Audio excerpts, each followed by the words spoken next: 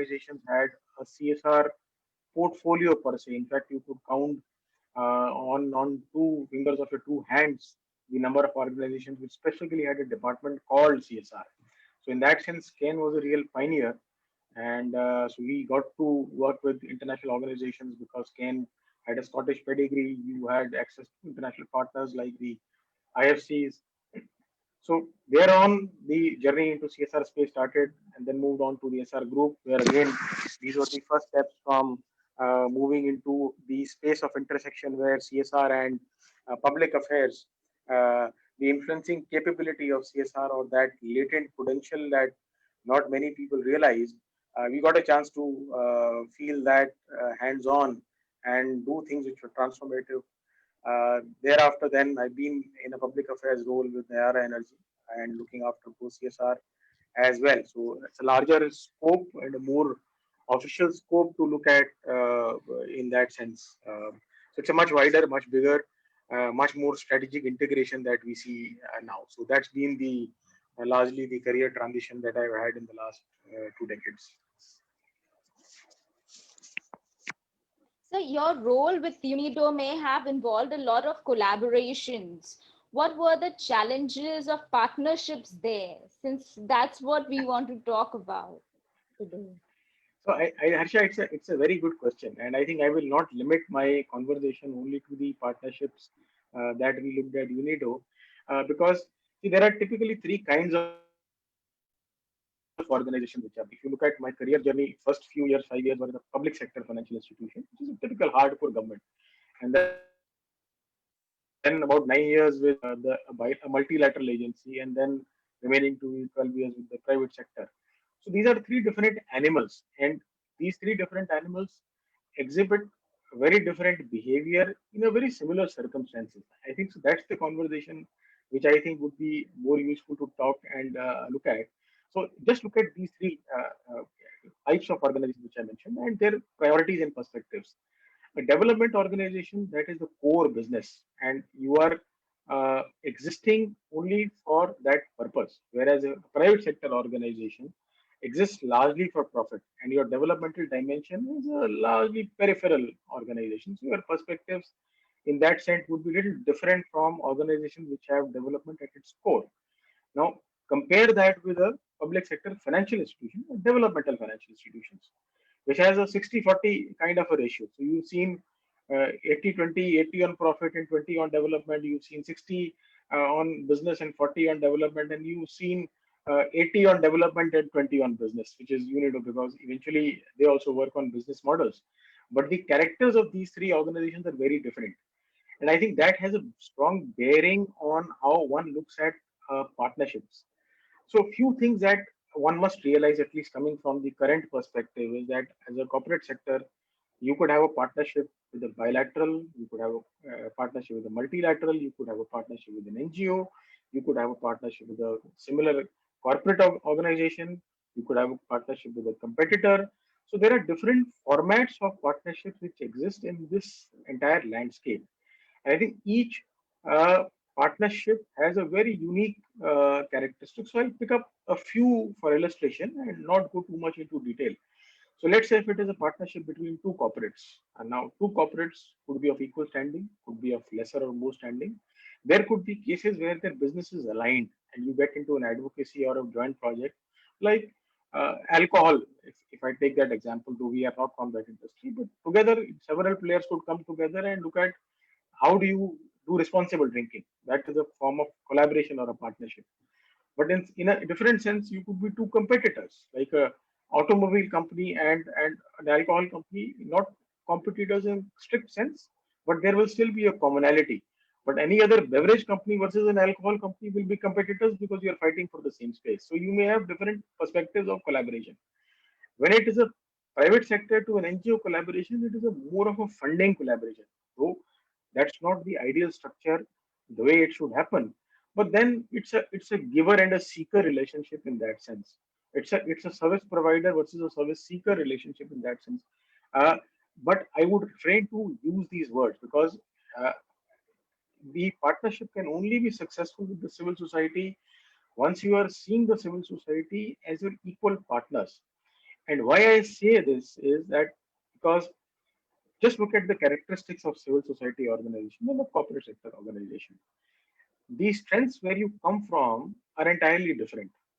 Typically, a civil society organization would have a very strong grassroots level outreach, and very unlike that a corporate sector entity would have a very strong grassroots level outreach, because you would have very typically have a very small team. And if I take one example of, let's say, a livestock program or an agri waste program, now, if you look at these two bundles, the kind of skills which are required in an agri and livestock program, you require doctors which are can look at livestock, you require water specialists, you require horticulture specialists, you require agriculture specialists, you require people from different domains. And no corporate can have this kind of a specialization in a CSR function because you are a managerial function. So there are lots and lots of complementarities and strengths which are privy to these organizations. And convergence and partnership in that sense, it's a partnership or a relationship of equals. Funding being aside, because I wouldn't really count that as a driver between and say that it's a benefactor versus a beneficiary kind of a relationship, because that's not the very character of how partnerships happen in the developmental sector space or in the CSR space. So uh, I can continue to speak on this if you want, because as we see it, these relationships can be bottom up. These relationships can be top down. One could look at a very broad spectrum of relationship where you are doing multiple activities together. You could also look at a very deep one theme based partnership.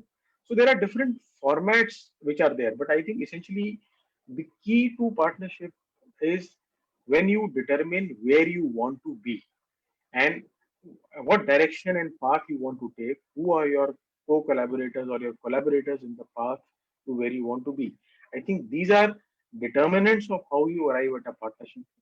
They look to be a complex maze, but I think once you worked in the corporate sector or in the civil society organization for long, it's something like the back of your hand. You can, it just comes to you naturally.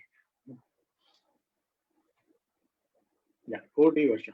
For most part of your life, you have worked as a CSR manager or head and CEO for the mining industry. Now, mining industry per se is a very tricky industry and has a very negative connotation. So I would completely understand you saying that CSR being used as a brand thing. So you tell us, how do you really do that so successfully? See, I've not typically been at the center of the mining industry ever. I've looked at different aspects of the mineral industry, different types of resource-based industries. So rather than mining, I would, let's say, focus on my experience on resource-based industries. So resource-based industries, again, there are two different drivers. One key driver is regulation, whether we like it or we don't like it, but regulation is a key driver. The second driver is the other extreme, which is the bottom up part of it, where the communities have certain expectations and you tend to cover the entire spectrum of activities to be successful. If you leave even one part of the continuum, that is going to be really a painful exercise to look at. So I think the very first step, the way it should start is that there has to be an alignment in your mission, vision. There has to be an alignment in the cause. Now, these cause, again, if I look at just the cause part of it, now as an organization from a regulatory perspective, you are not supposed to damage the environment. So similarly, from a community aspect also, you are not supposed to damage the environment. You are supposed to take care of the environment. So the initial point of starting the conversation is absolutely same, because both of you are saying and stating the same outcome to begin with. What happens is when you start traversing the path and when you start moving towards each other in each other's direction, that is when the expectations keep varying, and that is where the sometimes discording notes appear. And I think as managers, it is our responsibility to even out those differences work out a program which is first at one level one, a common denominator which clearly defines that your goals and your end outcomes that you are deciding at are common. Here, I would lay the responsibility of leadership on both to greater extent on the corporate sector because you are the one who's coming in from outside, but also let's say in a 60-40 ratio on the community leaders, because if there is leadership not demonstrated from both sides, if the long term vision is not demonstrated from both sides, then we will not be able to achieve the desired goals. That's one part of it. The second part, I think, which I should we should very upfront realize that when a business comes into a location, it comes into a lot of investment. Now, that investment is largely intended towards setting up of plants and machinery and everything, which is a 70-80% of the whole cost. But there is a large portion of cost which also goes towards the community development part of it. Now, that community, sometimes what happens is that the community sees you as, oh, big man, which should suddenly transform my place in one day. That never happens because development is an organic process. So, as a corporate entity, you have to step down to understand their pace.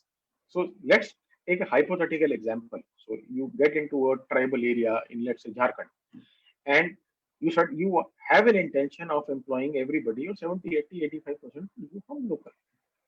You have a plant which is very modern and mechanical because you are eventually competing in a world place and you have to be competitive. So, even if you want to have skilled people from the immediate community, unless you have a 10 to 15-year horizon where the community gets educated through that period, you do your 10 standard, you do your 12 standard, you sometimes do an ITI, maybe some of them also do an engineering. So till the time that doesn't happen, there is that match between what is desirable and what is happening. That is a very difficult outcome to achieve. And that's where the challenge lies. It is not a challenge of intentions. It is not a challenge of resources. It is not a challenge of perspectives. It is not a challenge of expectations. It is a practical challenge of how you would match the two ends. Over to you, Varsha. I totally agree with you, sir. And you have definitely done this challenging job with such an ease that it is a true inspiration for all of us.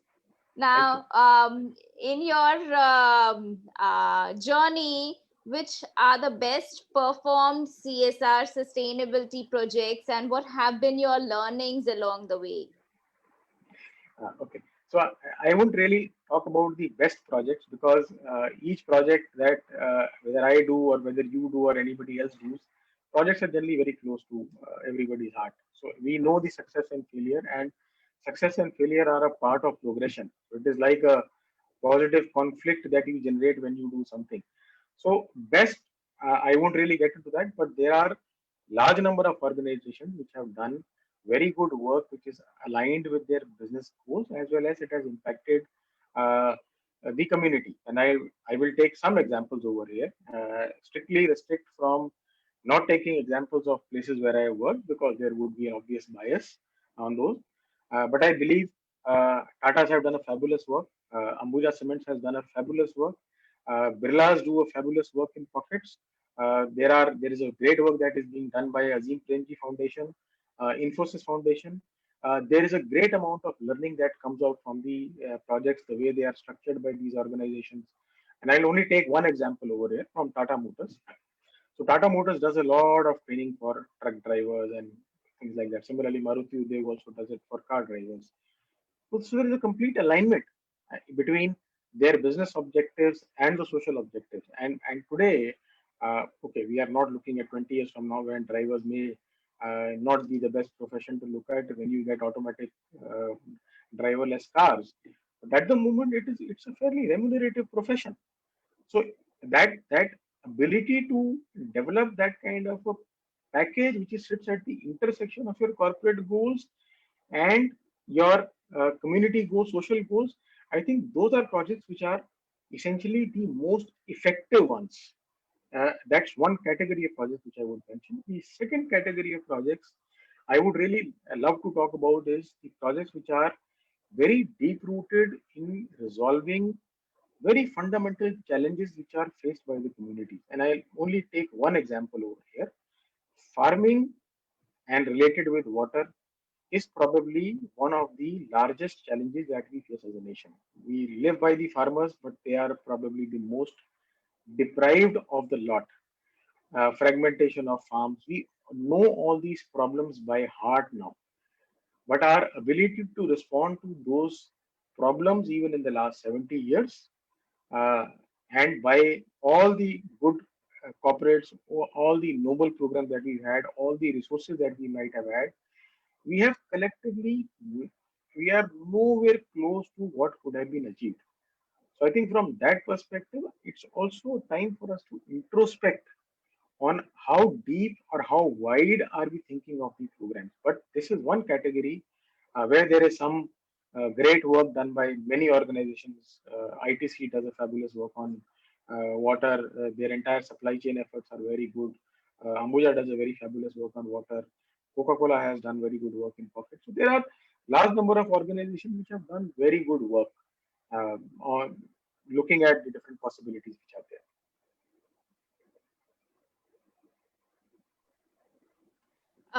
So that's it's truly amazing to listen to all these case studies, and it gives us a different insight of how CSR should really be practiced.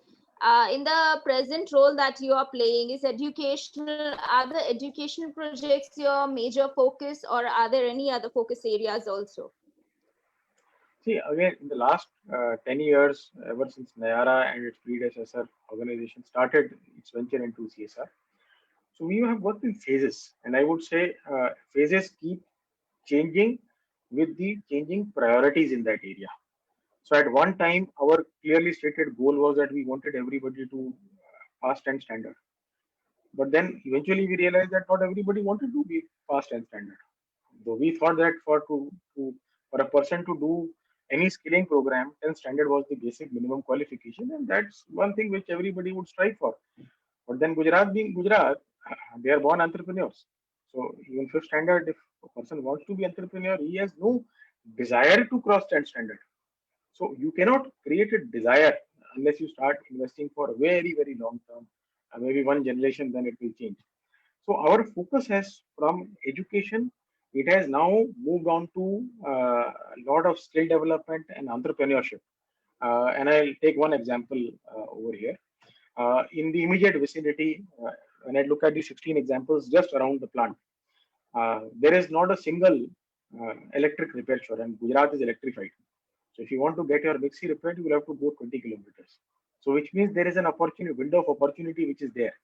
So we are moving in that direction where we are saying that we will pick up these windows of opportunity of self-entrepreneurship and drive people into what comes naturally to them. And Gujaratis have, they are wonderful. They have a wonderful knack for business. You can't teach them business. They are really good at it. No, we can see how the country is also running. So it is definitely with the Gujarat spirit that we are still going strong. Yes. Okay, there is no electricity where I am staying right now. Okay, so I have a backup. Um, Now, what should the emerging and the developed countries do to stabilize human life post COVID? And what would be the role of sustainability and CSR be in the times that we are? Okay. Again, Harsha, one has to look at a larger and a more comprehensive picture. And I'll little bit of a background building I will do before I answer your question. COVID has taught us many things that we were refusing to learn. And this particular uh, period of confining us to homes made us realize that one can actually live on very frugal resources. One can do many things which otherwise one wouldn't have done. So very hidden, latent skills is what people have discovered, and that includes me as well. So we've discovered all those things. Again, if you look at the response and the rehabilitation part of it. Uh, the government versus the private sector had two different kinds of response, and again they were complementary in a sense.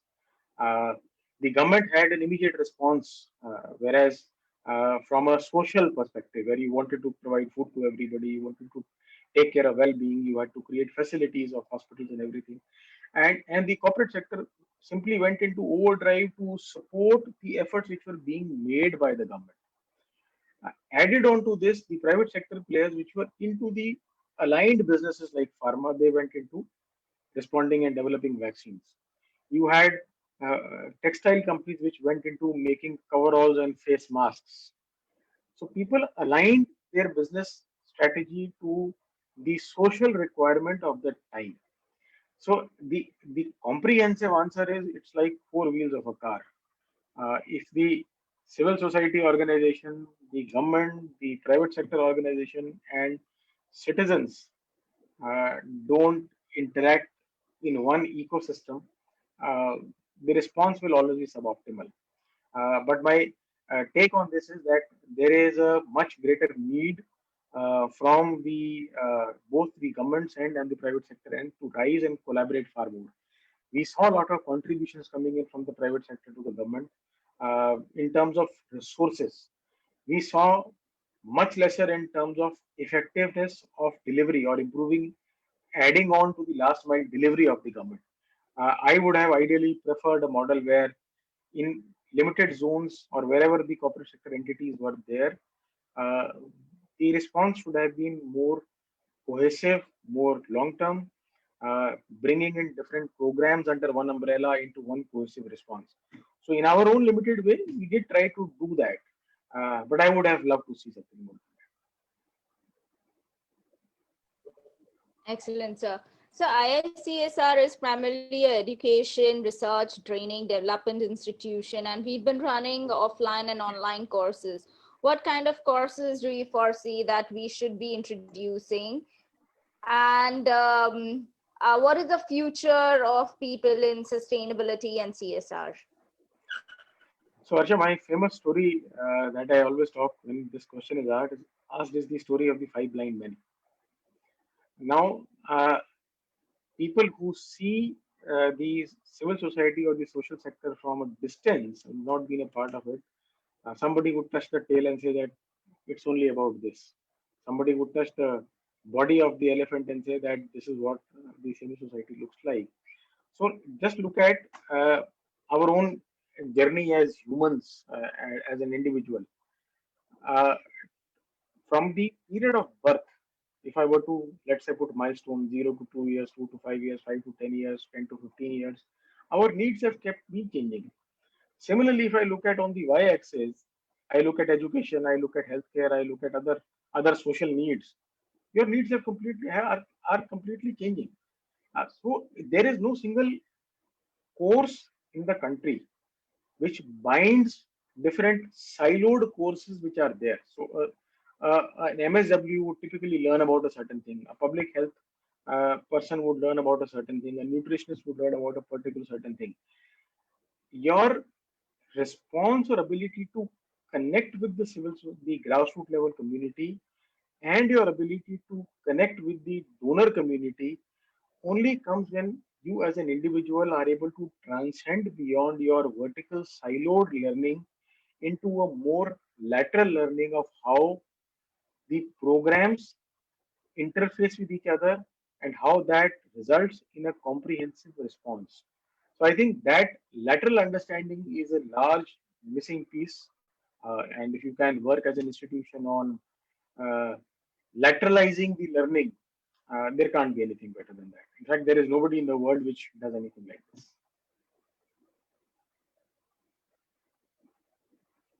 Excellent, sir. So I'm sure that you. So, sir, on this juncture, may I request other panelists to also ask questions? Dr. Upadhyay, would you like Yes, to go please. first? Deepak ji, first of all, very nice to listen to you. I think I Thank you, sir. enjoyed the way you explain things. Nobody else does it that way. And you're Thank very you. understanding of especially three sectors, the government, corporate and civil society, that's extraordinary. Thank you, sir. I appreciate lot of things the way you explained them. And of late we have been talking, of late yeah, all the time we have been talking about this what we call trust deficit between corporate and the civil society. In last 3 months, government has brought lot of legislation, especially the FCRA, where civil society and government is also losing having that trust deficit now, and it's increasing day by day. The way we explain people, we explain that almost 50% of the NGOs will close down. In such a scenario, where now the trust deficit increasing between the three partners, what should be the roadmap now? As a development professional, because you have seen from all the angles, and you know all the way they work, the way we wear ties, the way they are the chola chap, the way they are the babus. I think what should be the roadmap now? Okay, so I think uh, before I come to the roadmap, the scenario what you said, yes, there is a trust deficit, and there is no denial of that part.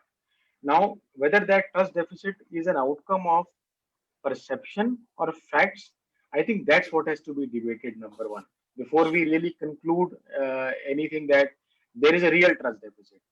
And I believe that in the last 70 years, the way the corporate sector and the civil society has been groomed in two different silos where there is hardly any interaction with each other, that trust deficit was bound to be there. It was bound to be created because you didn't have an understanding of each other, and it was a strictly no-go area for each other. So it is only in the last 5 to 7 years that there is some organic interaction that has started to happen. It will also evolve when the civil society will learn what the corporate sector thinks, and the corporate sector will also partly learn what the civil society thinks and behaves. Before I answer your question, one point I want to make over here, and again, it's a perception based issue, and I'll take names. So some of the partners that we have worked with, Center for Environment Education in Ahmedabad, Helpage India, and BIF, these three organizations have extraordinary processes and financial controls, absolutely above board, very well managed organizations.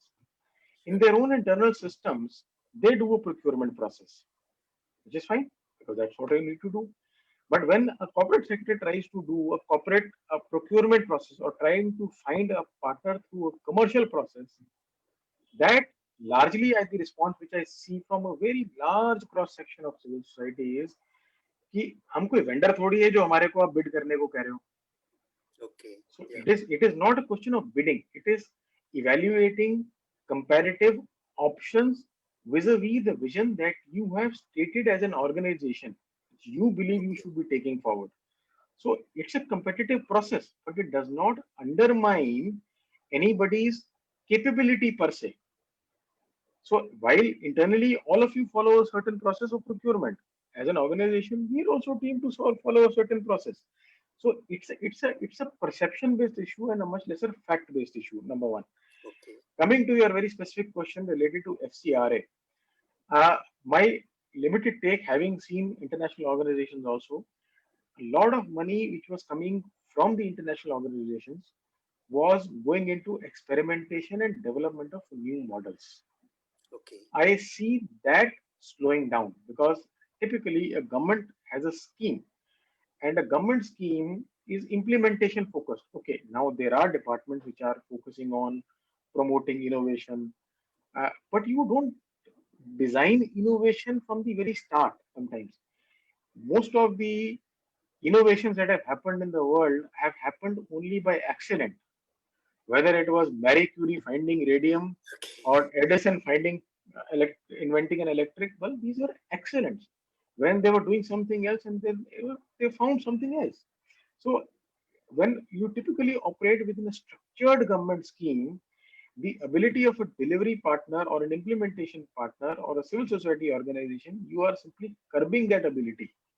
I see that as a very strong and a very serious uh, challenge.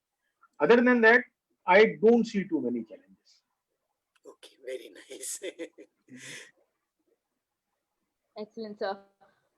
Thank you for the question, Dr. Upadhyay, as always. Ninad, I'm sure you have some questions on the education front. Yes, absolutely. Hi, Deepak sir. It was really so much learning coming from your end tonight. I'll just brief about what projects I've been working on with NGOs so far. We have been.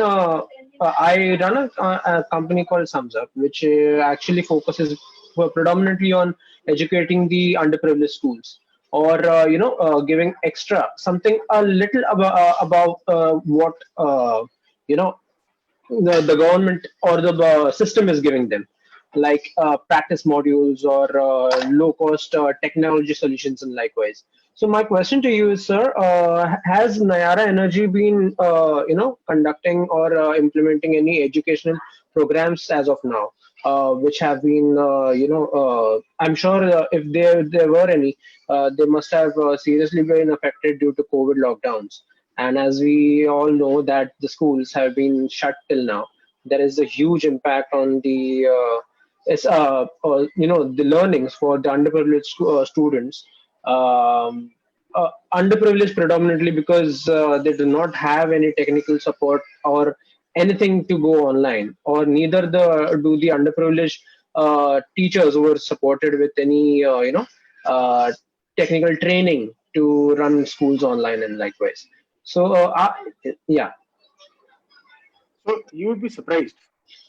okay.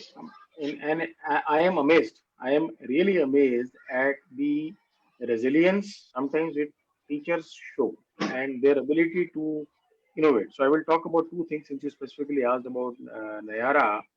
So Mm, we obviously had one large education program, which is a typical brick and mortar education program, improve quality of education, improve indicators mm, being improvement of attendance, English, math, science, social studies, better quality of toilets.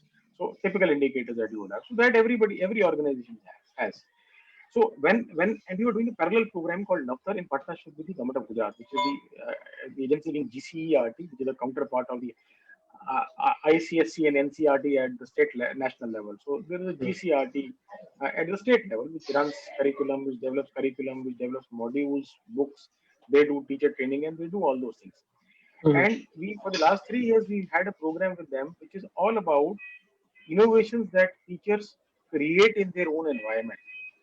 Oh, And how do you disseminate, first collate, then filter, then pilot, and then scale up those innovations. So at the stage one, when we started the project in the first year, we got some 10,000 different innovations, and we were amazed at 10,000 innovations coming in from one state, 50,000 schools. But that's an amazing number to look at.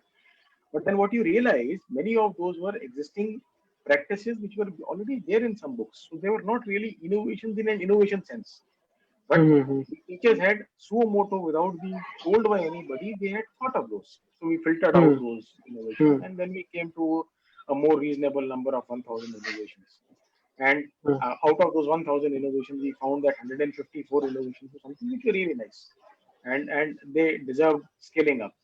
And many of these innovations were pre-COVID when people were talking about how to use a mobile for education. So एक जो idea की पुरानी याद थी ना, एक idea जो दुनिया बदल दे, something like that. mm, So mm, people had come up with ideas which were very unique, which were very different on how do you.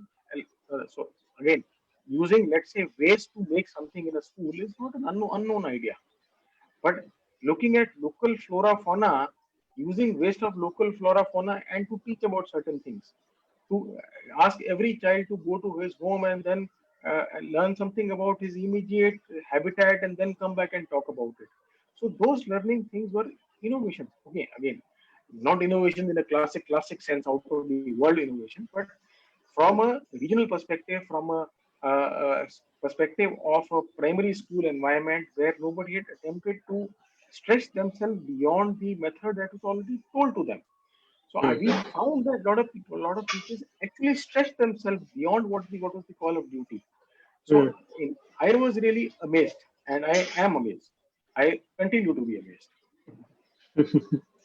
No, absolutely, sir. The thing is that after working for around 3 to 4 years with those BMC school teachers and all, I know there are true potentials which are lying unearthed within the teachers, which needs to Absolutely. which just needs a push or a support Absolutely. of a predefined program so that they can start. See, my point is these teachers are not dumb. They just need some more education so that they can cope up with the existing technology and stuff. So I that's what would we say have been always finding. they need a prick. Yes, exactly. That's what my point is. So that is my point. Like that is what we are striving hard to, make them. We give teacher training programs as well. To the we are so right now we are running an online schooling program with a couple of schools, and they are running the schools online, and those are specifically underprivileged schools. So there, the teachers now know how to create an assignment or a Google form, how to check things, how to connect with students online, and likewise. So that is what we have been inculcating lately. We also have some offline programs which help them the students score better, helps teachers to understand their class in a better way, who is weakest, what guidance he wants, which concept guidance he wants. Likewise, there are a lot of things. So yeah, there is a huge potential as you rightly mentioned. Absolutely. Absolutely. So it has been a privilege having you with us on the show. Any final words or message that we all should abide by and follow as an So, institution? so my guidance to my team always has been that every day when it ends and the next day when you come back, ask yourself what next and what better. And I would say that the same message is for everybody. Ask yourself what next and what more and what better, and we will have a much better world. Definitely. Thank you, sir. That's an amazing statement, and we shall post this video with what next and what better. Yes. All right. Thank Thank you. you so much, sir, for your time. Thank you. Thank you, Dr. Upadhyay. Thank you, Thank you, Dr. Ninad. Upadhyay. Thank you, sir. Thank you so Thank much. Ninad. Thank Thanks you, for hosting me. Rohan. Thank you, Shivani. Enjoy this Thank- time, sir. It's a pleasure, sir. Indeed, a pleasure. May we have a group picture? Yeah, that's not a bad idea. Well, I don't know who all will switch on their yeah, people don't usually switch on their cameras. No worries. Sure. All right, pleasure talking to you. I'll share with So you the nice, sir. pictures also. Thank you. Thank you. Thanks, Thank you, everybody. Deepak ji. Thank you. Thank you, Harsha. Thank you, Deepak.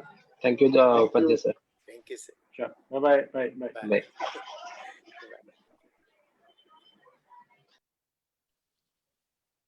Good. Thank you, sir. Good.